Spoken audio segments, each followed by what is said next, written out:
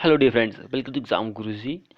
सो आज से हम एक छोटी सी सीरीज आपके लिए लेके आए हैं। ये हमारे हैंड रिटन नोट्स हैं। कुछ कुछ इम्पोर्टेंट्स पॉइंट्स होते हैं। आपको पता है कि हमारे जो हैंड रिटन नोट्स जो होते हैं वो बहुत ही ज़्यादा क्वेश्चन कवर किए जाते हैं उसमें। तो ऐसी छोटी सी सीरीज हम शुरू करेंगे। तो अगर आपको इसकी पीडीएफ जो है वो चाहिए तो आप हमारे जो पेज है फेसबुक का उसको फॉलो कर सकते हैं। वहाँ पर आपको मिल जाएगी। पीडीएफ तो नहीं, क्योंकि पीडीएफ बनाने में बहुत टाइम लगता है। पीडीएफ तो बन जाती है लेकिन अपलोड करने में कहाँ करनी है, उसका लिंक कई बार जो होता है वो ओपन नहीं होता है। तो कई स्टूडेंट की जो होती है वो रिक्वेस्ट आ जाती है कि सर हमें डाउनलोड करनी है तो कैसे करें। तो इस तरह से नहीं हो पाता है। तो हम जो फ़ोटो होगी इसकी वो उस पेज में अपलोड कर देंगे। आप हमारे पेज को फॉलो कर लीजिए। जो पेज होगा वो आपको हमारे यूट्यूब चैनल के अबाउट सेक्शन में जाके मिलेगा। आप उसको ज्वाइन कर लीजिए। और हमारा इंस्टाग्राम का लिंक भी है, उसको भी ज्वाइन कर सकते हैं। तो देखिए, सबसे पहले जो यहाँ पर हमने पॉइंट लिखे हुए हैं, वेरी इंपॉर्टेंट पॉइंट्स है। यहाँ पे सबसे पहले देखिए, मैक्सिमम परमिसिबल स्पेसिंग जो होती है, स्पेसिंग की बात हो रही है किसके लिए? मेन बार होती है उसके लिए। डिस्ट्रीब्यूशन बार जो होती है उसके लिए। ये दो बार होती है, एक मेन बार होती है। मेन बार जो होती है जो शॉर्ट स्पैन में प्रोवाइड की जाती है। शॉर्ट स्पैन जो होता है यानी कि जो छोटी लेंथ होती है उसमें प्रोवाइड करते हैं। डिस्ट्रीब्यूशन जो होती है वो लंबी बार होती है, यानी कि लॉन्गिट्यूडिनल बार जो लंबी बार होती है उसको डिस्ट्रीब्यूशन बार आप बोलते हैं। तो देखिए, स्पेसिंग कितनी है मेन बार के लिए? 3D, यानी कि 3 टाइम्स ऑफ डायमीटर ऑफ बार।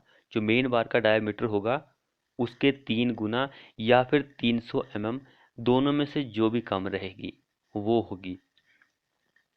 जैसे कि अगर आप मान के चलते हैं कि भाई मेन बार जो है उसका डायमीटर जो है वो 20 mm का है।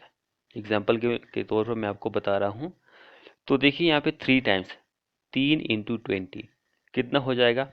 ये हो गया 60 mm यहाँ पर, और यहाँ पर 300 mm। दोनों में से जो भी कम रहेगा तो हमारा ये 60 mm जो होगी वो स्पेसिंग होगी मेन बार के लिए। ऐसे ही डिस्ट्रीब्यूशन बार 5D और 450 mm बीच एवरेज लेस, दोनों में से जो भी कम रहेगा ये मैक्सिमम पर मीटर स्पेसिंग होती है। ये क्वेश्चन बहुत ज़्यादा इंपॉर्टेंट है क्योंकि यहाँ से कई बार एग्जाम में क्वेश्चन जो है पूछा गया है। अब नेक्स्ट पॉइंट देखिए यहाँ पर, स्टील बीम सेक्शन। कोई भी स्टील बीम का सेक्शन होता है तो उसका एक वेब होता है।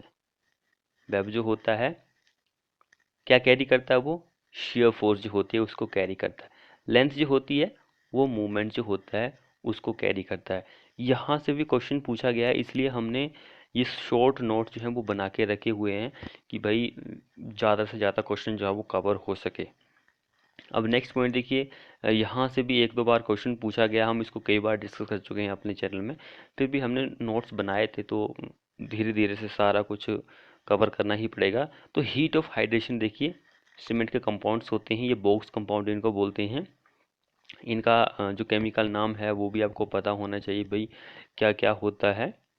तो जैसे कि यहाँ पे देखिए, ट्री कैल्शियम एल्यूमिनेट, इसका हीट ऑफ हाइड्रेशन सबसे ज़्यादा होता है। पानी के साथ मिलते ही सबसे पहले यही रिएक्ट करता है।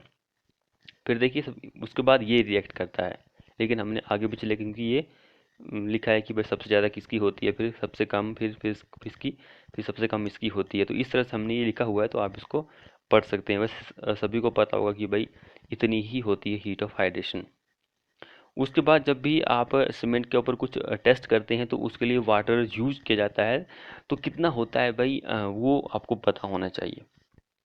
तो देखिए यहाँ पर initial and final setting time test जब भी आप करते हैं तो जो वाटर होता है वो 0.85 पी होता है।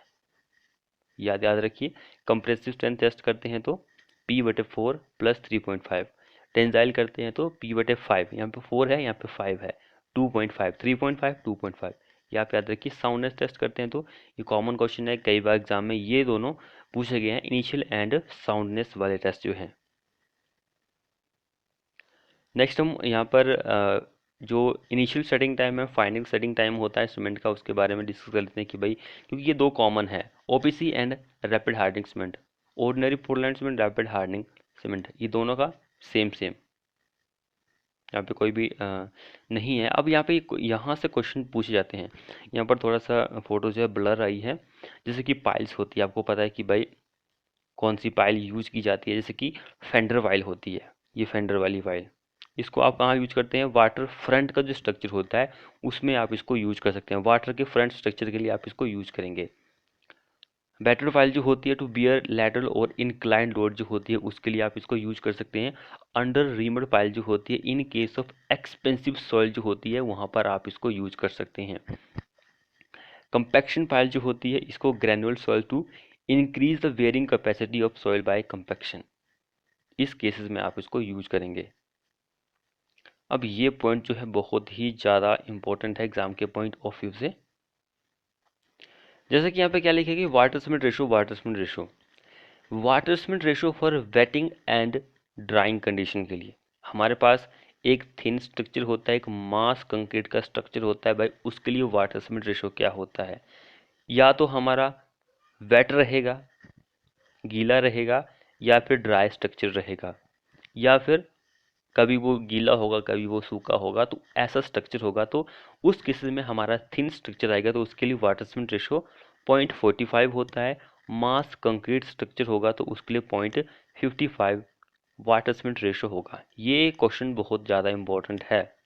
ये एई एंड जेई दोनों में क्वेश्चन जो है पूछा जाता है, क्योंकि देखिए क्वेश्चन जो है बहुत ही ज़्यादा डिफिकल्ट लेवल का है यहाँ पर।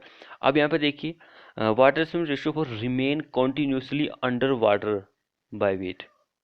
देखिए हमारा कोई भी स्ट्रक्चर है वो कंटिन्यूस अंडर पानी के अंदर रह रहा है तो उसके लिए वाटर स्ट्रक्चर क्या रहेगा।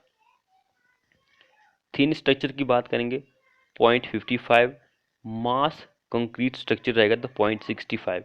ये चीज़ बहुत इंपॉर्टेंट है, दोनों को आप याद कर लीजिए। अगर हम यहाँ पे टेम्परेचर की बात करेंगे, जैसे कि ब्रिक बर्न टेम्परेचर जो होता है, एक होती है लो मेल्टिंग क्ले ब्रिक के लिए, एक होता है हाई मेल्टिंग क्ले ब्रिक के लिए टेम्परेचर, दोनों यहाँ पे लिखा हुआ है। तो जो हमसे एग्ज़ाम में पूछा जाता है कई बार वो इनका ही होता है, 900 से 1200, कुछ बुक्स में ऐसा दिया हुआ है। लेकिन लो मेल्टिंग के लिए 900 से स्टार्ट होता है, हाई तक 1250 तक पहुंच जाता है। तो ये क्वेश्चन बना के दिया उन लोगों ने, लेकिन लो एंड हाई के लिए ये रेंज रहती है। उसके बाद मोस्ट इंपॉर्टेंट क्वेश्चन, जब भी आप क्रशिंग टेस्ट करते हैं तो उसके लिए कुछ एग्रीगेट की वैल्यू निकलती है। तो वैल्यू जो निकलती है वो base course and wearing course. Base course जो होता है वो नीचे वाला होता है वेयरिंग कोर्स के, तो उसके लिए लेस देन 45% होती है एग्रीगेट की क्रशिंग वैल्यू। वेयरिंग कोर्स जो होता है जिसके ऊपर हम चलते हैं या फिर गाड़ियाँ चलती है तो उसके लिए 30% होता है लेस देन। दोनों पॉइंट याद रखिए। जिसने चैनल को सब्सक्राइब नहीं किया अभी तक वो कर लीजिए और साथ में बेल आइकन को प्रेस कर लीजिए। अब नेक्स्ट देखिए, मिनिमम रेनफोर्समेंट इन स्लैब। अगर आप टोर बार या फिर HYST बार यूज कर रहे हैं, जैसे कि FE 415, तो उसके लिए 0.12% मिनिमम रेनफोर्समेंट आप यूज करेंगे। अगर माइल स्टील या फिर FE 250 यूज कर रहे हैं तो उसके लिए 0.15% स्लैब मिनिमम रेनफोर्समेंट आप प्रोवाइड करेंगे स्लैब में। ग्रोस डायमीटर रिबट के लिए, ग्रोस डायमीटर जो होता है 25 mm के लिए आप उससे कम के लिए 1.5 ऐड करते हैं। ये कॉमन क्वेश्चन है, सभी को पता है ये क्वेश्चन। ये जो मैंने हैंड रिटन नोट्स बनाए हुए हैं ये मैं बनाता हूँ जो हमारे प्रीवियस ईयर के क्वेश्चन पूछे गए हैं। जैसे कि क्वेश्चन पूछा जाएगा कि भाई जो टेंसाइल स्ट्रेस होता है उसकी परमिसिबल वैल्यू कितनी होती है, तो उसके साथ ही वाले जो ऑप्शन दिए होते हैं वो किसके होते हैं, तो मैं उनको भी खोजता हूँ कि भाई ये किसका है। तो उस बेसिस पर ही मैंने जो है हैंड रिटन नोट्स तैयार किए हैं।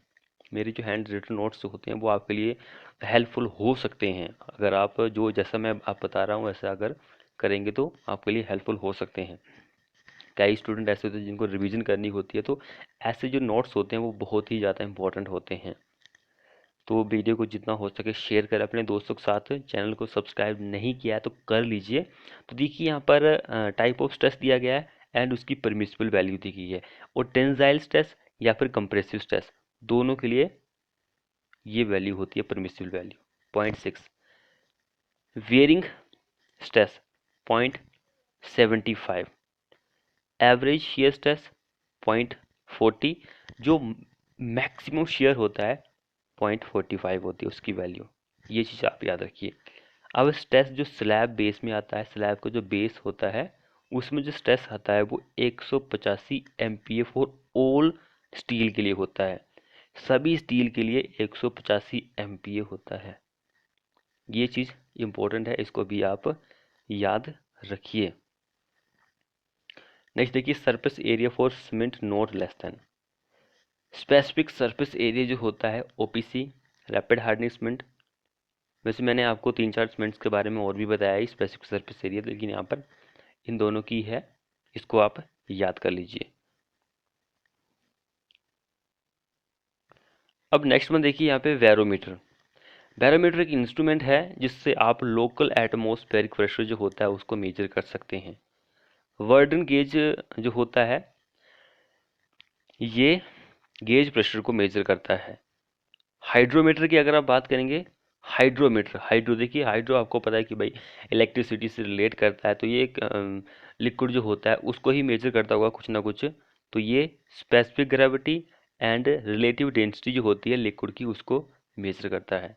यू ट्यूब मैनोमीटर, ये प्रेशर का डिफरेंस टू पाइप्स के बीच में अक्रॉस टू पाइप्स इसको मेजर करता है। ये भी आप याद कर लीजिए। अब यहाँ पे देखिए हमारे पास दिया गया है कि भाई ऑपरेटर्स हैं एंड कौन कौन से टेस्ट वो कर सकता है। अब ली चैटली ऑपरेटर्स है तो ये soundness test and free expansion को फाइंड आउट करता है। सीमेंट में जो होता है वो 10 mm का एक्सपेंशन होता है, should not exceed.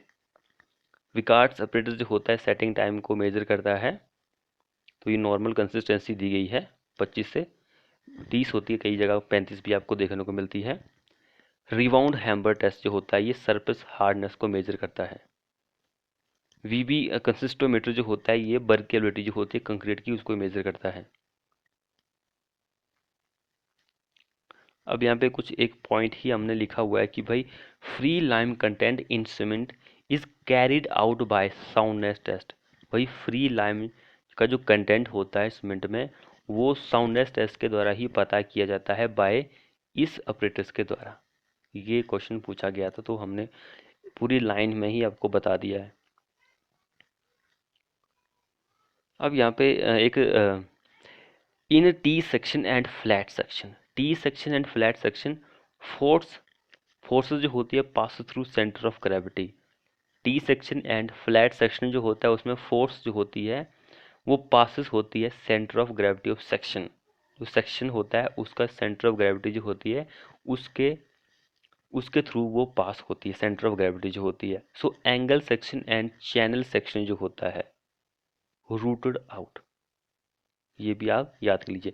Flat section flatter during wind and any dynamic loading. So T section is best for tension member. अब यहाँ पे ये क्वेश्चन पूछा जा गया होगा कि भाई जो टेंशन मेंबर होता है वो किस सेक्शन के लिए जो होता है बेस्ट होता है। तो एग्जाम में टी सेक्शन के लिए tension member is best suitable, इसको आप याद ये रखिए।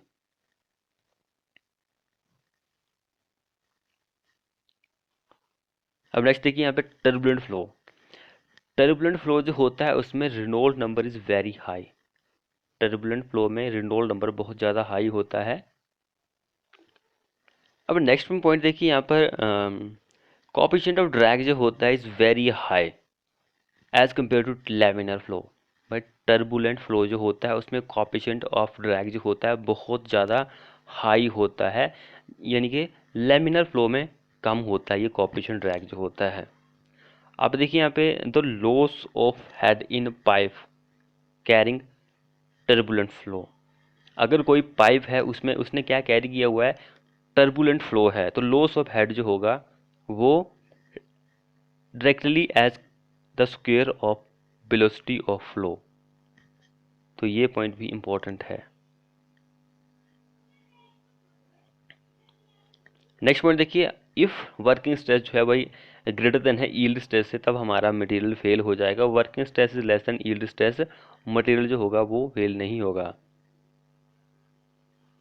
नेक्स्ट देखिए, when retaining walls moves away from the backfill. Retaining wall जो होती है moves away from backfill, then pressure exert on the wall is active earth pressure. देखिए कितना ज़्यादा इंपॉर्टेंट पॉइंट है ये एग्जाम के पॉइंट ऑफ व्यू से।